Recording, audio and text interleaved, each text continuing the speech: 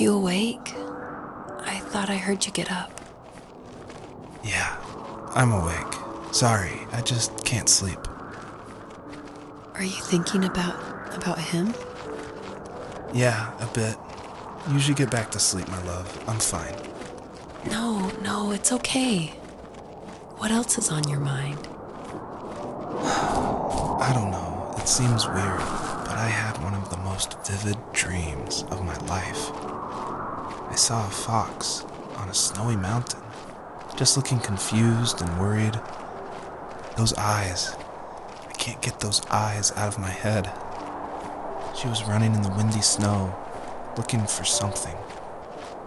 Do you think it has to do with you and what's been going on? I don't know. It was just a dream, Rachel. They're not meant to make sense. A lot's happened the past couple days, that's all. Well, if you're not going to sleep anyway, you should tell me. I want to hear. All right. So, not far from her home, she followed that path to something unexpected.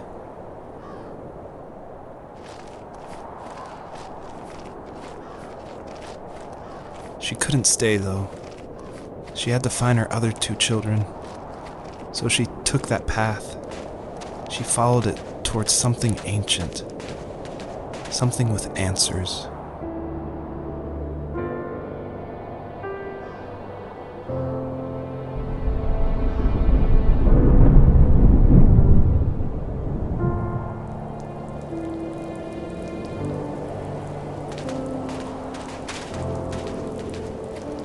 The fox looked high and low, searching for any sign of her cubs. Points of light showed the way to this ancient tree. It was as if each one had a story to tell, all their own. The land was trying to tell my story, too. I felt like I was right behind her the whole time.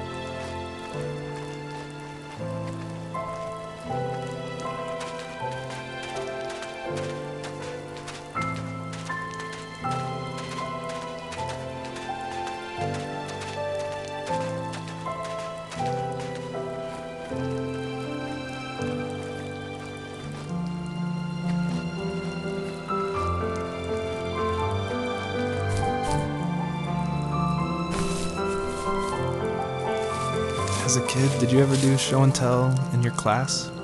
Yeah, I think I only did it once, when I was in the 4th grade. You know how my life was around then. I wanted to show my class what helped pass the time and distracted me, so I brought a dozen paper cranes I had made.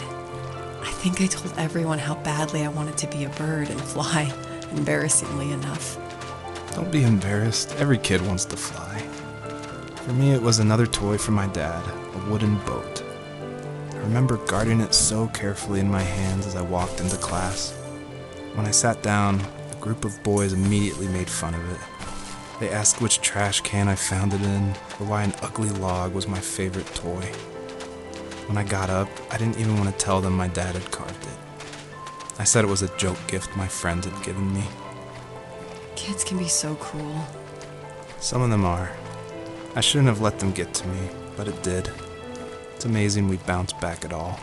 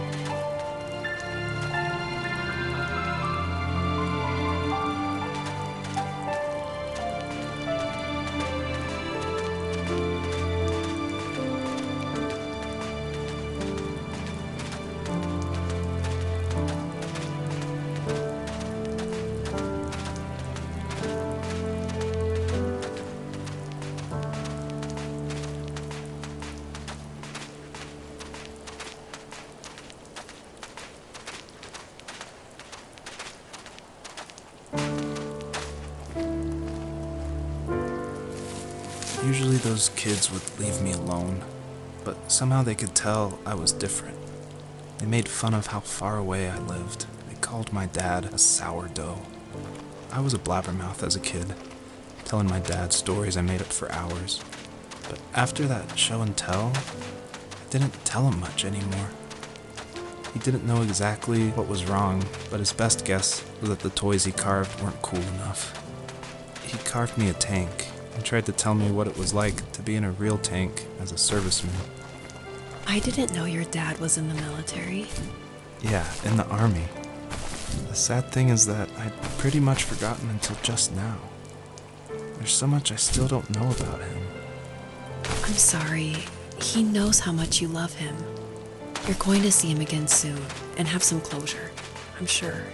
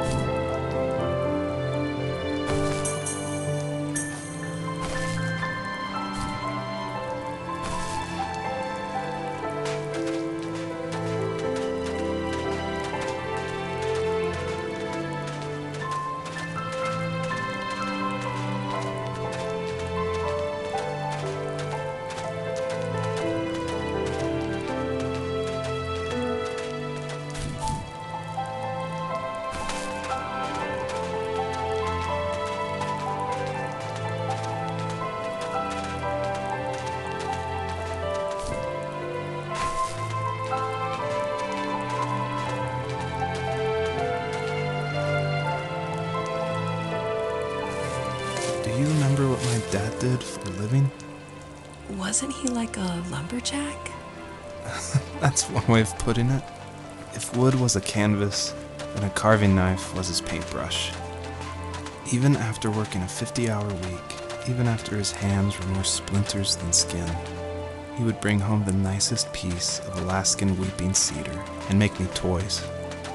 That wooden train was the first toy I can remember, and I loved it. I just knew from a young age I was going to be a lumberjack, like my father.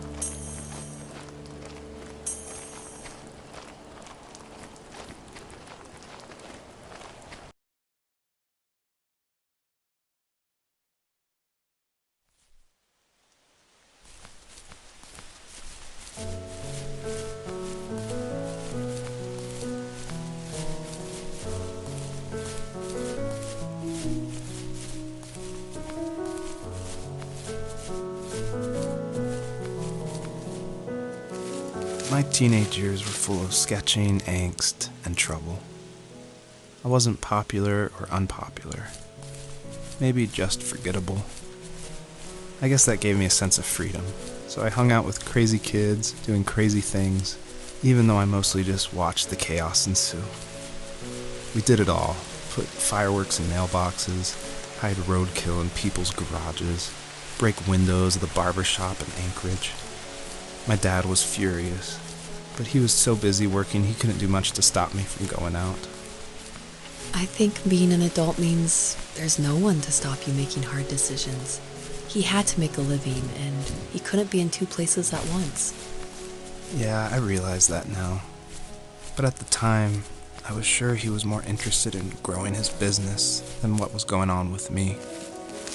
He was working another late night, and my friends were over, saying how bored they were and how they had come all the way out to my house for nothing. One of them mentioned how that old, ugly beyond belief truck was still in the garage, and how we should take it for a spin. I was only 15, so I kind of fought it for a while. The next thing I knew, we were careening around the mountain path, rocks spitting onto the sides of the cliff, while my dad